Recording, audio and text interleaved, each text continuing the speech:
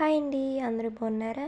బంగాళదుంప కర్రీ ఎలా చేసుకోవాలో చూసేద్దాం. వచ్చేయండి. ముందుగా స్టవ్ వెలిగించి కళాయి పెట్టుకుని ఆయిల్ వేసుకోవాలి.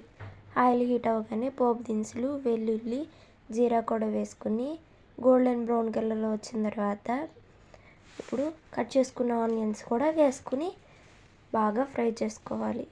చూసారు కదండి, ఈ విధంగా ఆనియన్స్ కూడా గోల్డెన్ బ్రౌన్ కలర్లో వచ్చిన తర్వాత కట్ చేసుకున్న బంగాళదుంప ముక్కలను కూడా వేసేసుకుందాం. చూసారు కదండి, ఈ విధంగా బంగాళదుంప ముక్కలన్నీ వేసేసుకుని ప్లీజ్ సపోర్ట్ చేయండి గాయస్. మీరు ఇలానే సపోర్ట్ చేస్తూ ఉంటే మంచి మంచి వీడియోస్ మీ ముందుకు తీసుకొస్తాను.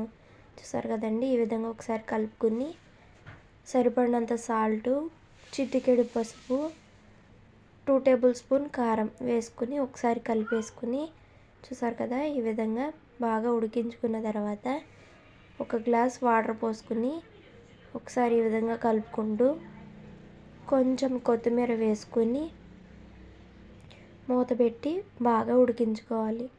ప్లీజ్ లైక్ చేయండి అబ్బా, కామెంట్ కూడా చేయండి ప్లీజ్. చూసారు కదండి, బాగా ఉడుకుతుంది కదా, ఇంకొంచెం ఉడకనిద్దాం. ఆ నీరు అనేది కొంచెం ఇంకిపోయే వరకు ఉడికించుకుందాం. చూసారు కదండి, వాటర్ అనేది ఇంకిపోయింది కదా. ఇప్పుడు ధనియాల పౌడరు, గరం మసాలా వేసుకుని ఒకసారి కలిపేసుకుందాం. రెడీ అయిపోయిందండి ఆలూ కర్రీ.